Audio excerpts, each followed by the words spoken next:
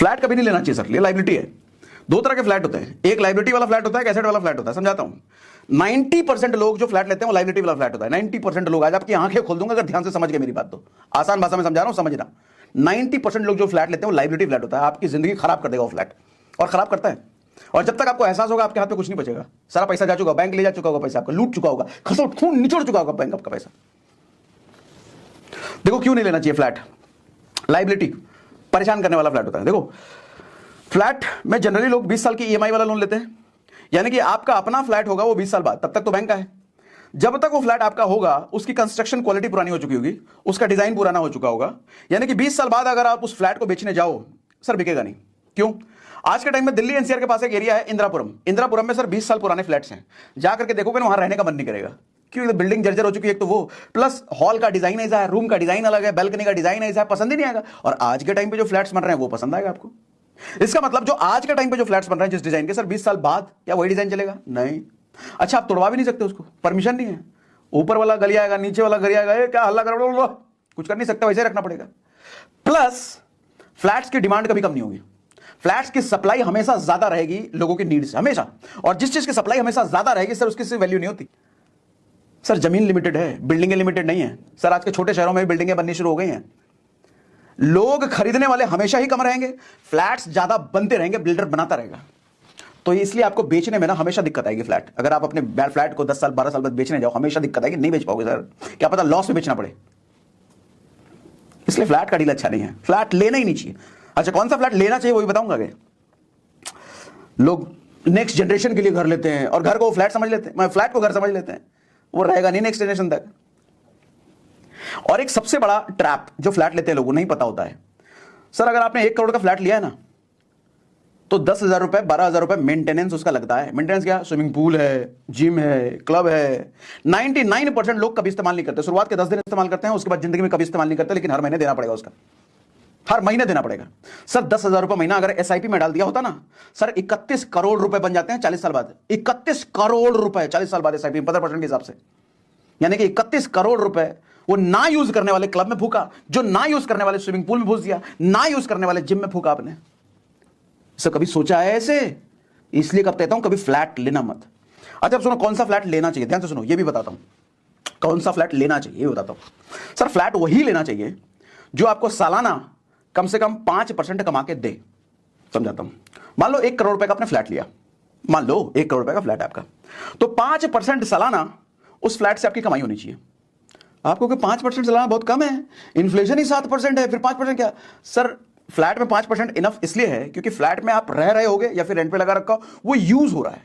जैसे बहुत सारे एसेट होते हैं, जैसे गोल्ड, गोल्ड को आप यूज नहीं कर सकते, वो रखा रहेगा, वो शेयर में लगा रखा है, उसको यूज थोड़ी कर रखा रहेगा वो। लेकिन फ्लैट प्रॉपर्टी ऐसी चीज है इसको आप यूज करते हो, ठीक है। 5% क्यों मैं कह रहा हूं अच्छा है वो भी अभी बताता हूं, ध्यान सुनो। सर 1 करोड़ के फ्लैट पे 5% का मतलब हुआ 5 लाख रुपए सालाना आपको वहां से इंटरेस्ट आना चाहिए, मतलब कमाई आनी चाहिए। यानी कि महीने का अगर देखो तो 40,000 रुपए मंथली आपको वहां से रेंट आना चाहिए। 1 करोड़ के फ्लैट का अगर 40,000 रुपए मंथली रेंट आ रहा है, यानी कि वो अच्छी डील है, अच्छा फ्लैट है, वो अच्छी इन्वेस्टमेंट है, ऐसा लेना चाहिए। 20 साल में आपकी प्रॉपर्टी हो जाएगी बिल्कुल फ्री। 40,000 रुपए महीना अगर रेंट आ रहा है तो 20 साल में आपका आपने जितना दिया है उतना आपको मिल गया रेंट से। 20 साल बाद फिर प्रॉफिट ही प्रॉफिट है। अब उस 40,000 रुपए रेंट वाले प्रॉपर्टी में आप खुद भी अगर रहते हो, कहीं और रहोगे तो आपको 40,000 रुपए पे करने की अगर हैसियत है, पे करना चाहते हो, उससे अच्छा अपने फ्लैट में रहते हो तो 40,000 की बचत है ना। तो बात एक ही हुआ, या तो रेंट ले लो या फिर रेंट कहीं देने से बचा लो, फायदे की डील है वो। ऐसा फ्लैट लेना चाहिए, ऐसा फ्लैट एसेट है जो आपको 20 साल में फ्री कर देगा। लेकिन 1 करोड़ का फ्लैट ले लिया, पता चले 10,000 रुपए रेंटल वैल्यू है, भैया ऐसा फ्लैट ना लेना, ना ना ना ना ना, उस सर का दर्द है, वो गरीब कर देगा, वो पैसा नहीं छोड़ लेगा वो, ऐसा ना, ठीक है। असली एसेट जो प्रॉपर्टी में होती है ना सर, जमीन होता है। जमीन एक ऐसी चीज है जो कि बढ़ेगी नहीं दुनिया में। भगवान ने जितना जमीन बना के दे दिया है उतना ही रहने वाला है। रत्ती भर भी जमीन आदमी बढ़ा नहीं सकता, चाहे अरबों खरबों रुपए डाल दो, रत्ती भर भी जमीन बढ़ाया नहीं जा सकता, भगवान ने दे रखा है। तो जमीन की वैल्यू हमेशा बढ़ती रहेगी। पॉपुलेशन बढ़ रहा है ना, सप्लाई हर दिन घट रही है, हर एवरी डे जमीन की सप्लाई घट रही है, एवरी डे पॉपुलेशन बढ़ रहा है, एवरी डे जमीन घट रहा है, एवरी डे पॉपुलेशन बढ़ रहा है। जब सप्लाई चीज की हर रोज घट रही है, इसका मतलब सर जंगल में भी जमीन है ना, उसकी भी वैल्यू बढ़ेगी, उसकी भी वैल्यू बढ़ेगी। या फिर अपना घर खरीदो विद जमीन, जमीन के साथ साथ अपना घर। 20 साल बाद कंस्ट्रक्शन पुराना हुआ तुड़वा करके नया बना दो, कोई चिल्लाने भी नहीं आएगा, क्या ठोक करा रहे हो कि तुड़वा रहे हो, अरे अपना घर है, तुम्हारे बाप का घर है, हम तुड़वाएंगे, कुछ भी करें, भाग भागे से भगा दो उसको। फ्लैट भी नहीं कर सकते, ऊपर वाला चिल्लाएगा, नीचे वाला चिल्लाएगा, और मिडिल क्लास का सबसे बड़ा ट्रैप, सबसे बड़ा जंजाल में वो कब फंसता है? मुझे लगता है सबसे बड़ा जंजाल में तो अपने घर वाले फंसाते हैं, अनजाने में, चाहते तो नहीं है, अनजाने में फंसाते हैं। आपके दोस्त फंसा देंगे, पड़ोसी फंसा देंगे, कलीग्स फंसा देंगे। सबसे बड़ा जंजाल मालूम, सबसे बड़ा जंजाल कौन सा है? Home loan. नौकरी लगी नहीं कि होम लोन ले लो, अड़ोस पड़ोस वाले कहेंगे होम लोन। अच्छा, होम लोन ऐसी चीज है, लगता है कि होम लोन नहीं हुआ तो गरीब लोग समझेंगे आपको। होम लोन तो होना ही चाहिए। अब काहे को होम लोन होना चाहिए? जरूरी है ईएमआई पे घर लो, रेंट पे रहो? नहीं, अपना घर तो होना ही चाहिए। काहे को होना चाहिए भाई? लॉजिक तो बताओ। नहीं, अपना घर तो होना ही चाहिए। अरे काहे को होना चाहिए? नहीं, अपना घर तो होना। अरे नौटंकी बाज आदमी, तुम्हें कुछ पता ही नहीं बेवकूफ, तुम तो लुटोगे। डायलॉग पकड़ के बैठा, अपना घर तो होना ही चाहिए। काहे को होना चाहिए? लॉजिक तो बताओ मुझे। अगली जनरेशन बाल बच्चे के लिए क्या छोड़ के जाएंगे? सर, बाल बच्चे के लिए आपका फ्लैट छूट के नहीं जाएगा। 100 साल बाद आपका फ्लैट रहेगा नहीं रहेगा पता ही नहीं, वो बिल्डिंग जर्जर हो चुकी है, गिर चुकी है, पता भी नहीं चलेगा। फ्लैटों का कल्चर कितना पुराना है? 30 साल 35 साल पुराना। सर, हमारे पापाओं ने, दादाओं ने कभी फ्लैट का कल्चर देखा ही नहीं। उस टाइम तक बिल्डिंग होती नहीं थी, घर होता था। ये नया कल्चर है सर, पहला जनरेशन है हम जो फ्लैटों का कल्चर देख रहे हैं।